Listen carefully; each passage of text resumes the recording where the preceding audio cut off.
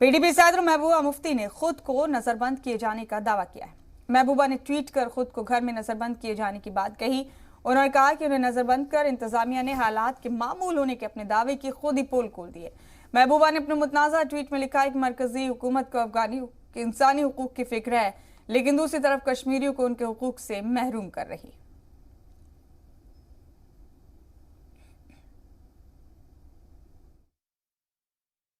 PDP के अध्यक्ष महबूबा मुफ्ती को आज अपने घर में नज़रबंद कर दिया गया।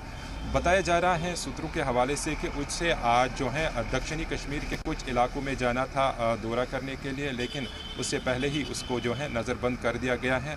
गौरतलब बात है कि जिस तरह से महबूबा मुफ्ती का लगातार एक दो दिन से उनका ट्वीट भी और बयान भी सामने आया, जिसमें उन्होंने कहा कि जो सईद अली शाह गिलानी है उनका जो पार्थिव शरीर है उसको जबरन जो है दफनाया गया। उसके बाद उसने कल भी श्रीनगर में जिस तरीके से जो है मीडिया के साथ बातचीत के दौरान भी इसी प्रकार को फिर से दोहराया कि जो जबरन जो जज़्द-ए-खाकी हैं उनको दफनाया गया। पुलिस और सरकार ने फ़िलहाल उसको नज़रबंद कर दिया है।